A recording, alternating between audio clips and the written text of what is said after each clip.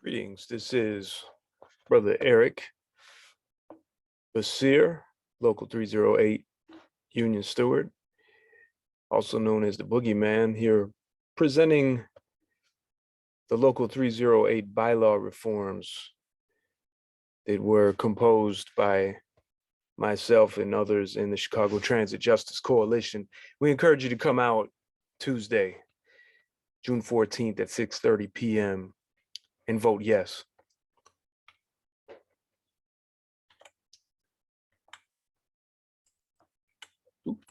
Sorry.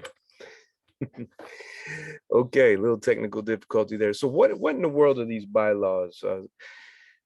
Bylaws are like a contract or rules that govern our union. Our employer, the government, city council, they really have no say in how we run our union.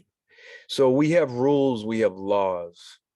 The bylaws are what we use. And it is our duty as members to enforce these laws of our union. This is why we have a membership meeting and the officers have their meeting. The membership meeting is not their meeting, it's our meeting. And that's where they present to us what they've been doing, and they answer our questions and they give us our information, and then they help us when we give them instructions on how and what we want to do as a union. All of the leaders that we elect, all the people we elect, no matter how nice they are, how much you like them, how much you pay them, whatever it is, they are all susceptible to corruption. It is these bylaws and your knowledge of them that allows you to counter that corruption. They cannot be trusted to police themselves. And some of you know, by the condition that we're in, we are in that condition because we do not police. We do not govern our union. We do not hold our leadership accountable as we should. So one step in doing that is making sure that the laws that govern our union are appropriate, and some of them are not. One of them is the officer's salary. This bylaw amendment regarding the officer's salary, it's quite a long one, and at the end of this presentation, I'll give you a link, and wherever I post this, or wherever the coalition has this online, you will be able to click on the link to read the detailed bylaw, the whole thing.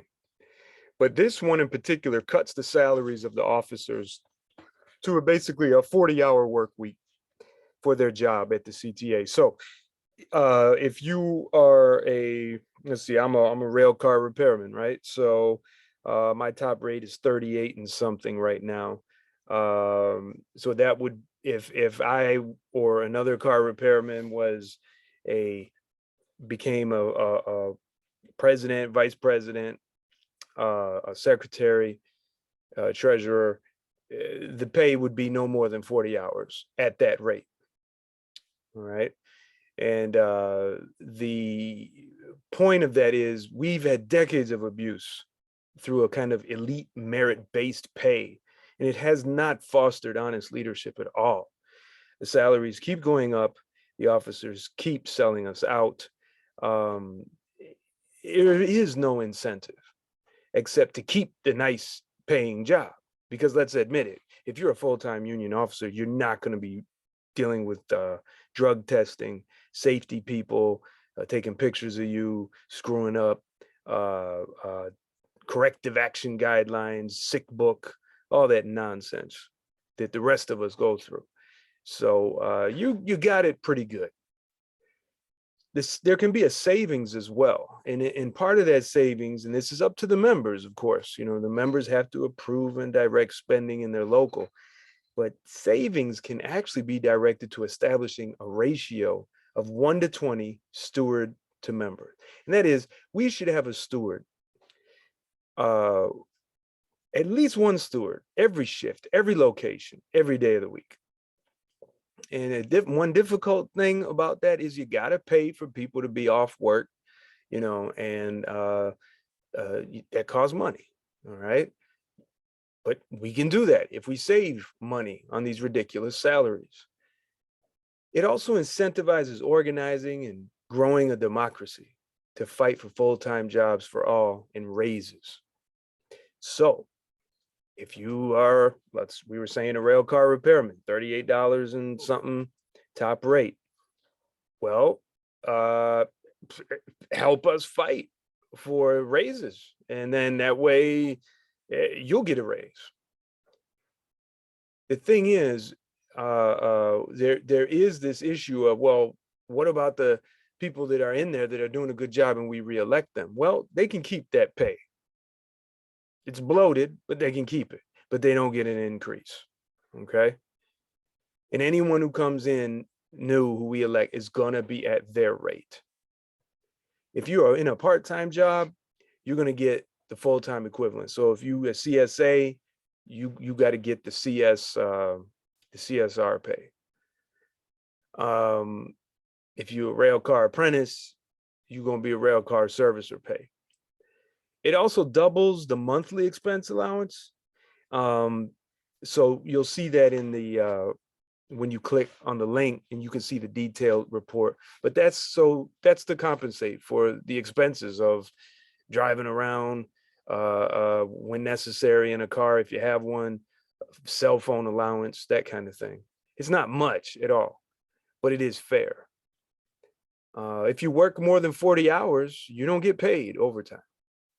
I suppose members could motion at a meeting to give you a little bonus if you're doing good work, a one-time bonus. But other than that, if you work over 40 hours, well, build up some comp time of unpaid time off. And that's what the rest of us, if we work over, but, we come to work a little early, we leave a little late, we still get our 40 hours.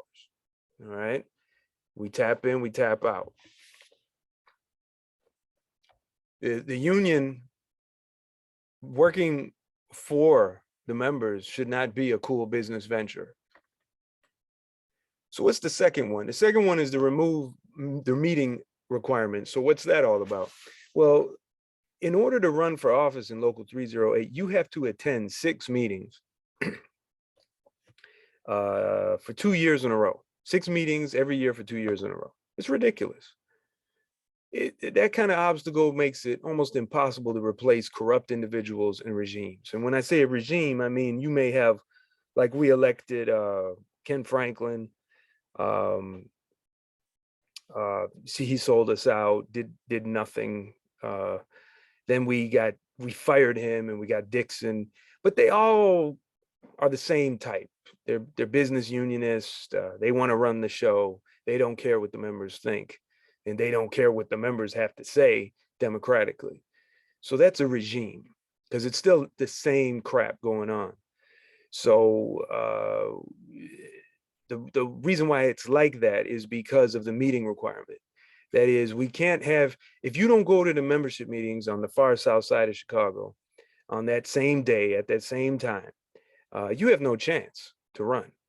You could be a great organizer yourself, or maybe you run a block club, something like that. Maybe you run another organization, or you're part of an organization and you have experience that you could bring and help make our union strong. Well, there's no chance for you if you don't have these stupid meeting requirements.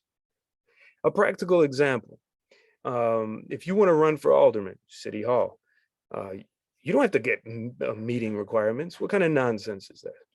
You just run. In fact, one of what is our secretary, Deborah Lane, Secretary Treasurer Deborah Lane, she was running for alderman once while she was Secretary Treasurer. Now she's a political coordinator for our boss, Mayor Lightfoot. But besides that treasonous act, the point is that you don't need meeting requirements to run for city council. Why do you need it for Local 308? The other is Local 241 and many, many other locals. They have no such thing. As long as you pay dues, you can run. That's it. All right. You don't need to go to these stupid meetings because that's what they are. They're stupid. They're boring. And that's it. It's stressful, and people don't want to deal with it. So don't make them deal with it, but give them an opportunity. Democracy thrives when people have less obstacles to participate. This is a huge obstacle that blocks people from participating. And that's why we don't have a democracy. It's a dictatorship. So this Tuesday, I want you to be prepared. The current regime hates these bylaw reforms. This has been part of the Chicago Transit Justice Coalition for at least 2 years. We have a whole section of bylaw reforms in the union reformation section of our website at chicagotransitworker.com. Fear is what they will use to try to convince you to vote no. You're going to have to reject that fear and confront it, face it, and throw it back in their faces. I predict that the Secretary Treasurer will freak out, will go into a sermon, and she will talk about, she might even bring me up as an agent, as undercover boss, as a devil, as the boogeyman, I don't know, whatever, and other people, because there's others involved in this too. So just ignore it, let her throw her tantrum, don't say nothing, I won't, and just vote. Yes. And remember, true leadership serves with no desire to live better than the people they serve. That is an absolute tyranny for people who serve us to be living better than us. There's no incentive for them to serve us except to serve themselves, because you'll never have enough money. I guarantee it. That's just not how it works. You can never make enough. So you might as well come into leadership with the attitude you're here to serve for a short time. You get in, you do what you got to do to help the people, and then you get out. Not make a career of it. So how do you learn more? We'll have this link hyperlinked for you in the description for the bylaw amendments. Also, I invite you to unite with CTA Bus and CTA Pace, CTA Bus and Rail, and Pace Bus co-workers of like mind. If you like these bylaws, you want to do more with the bylaws, more to make a union stronger, definitely join us at the Chicago Transit Justice Coalition. Our website is chicagotransitworker.com. And we also have a phone number. I invite you to text us your information, and we will sign you up for our classes, because we have classes to help teach coworkers how to organize, take control of their union, and take what we deserve at work. Thanks a lot for listening to this presentation, and please share it with others. See you on Tuesday.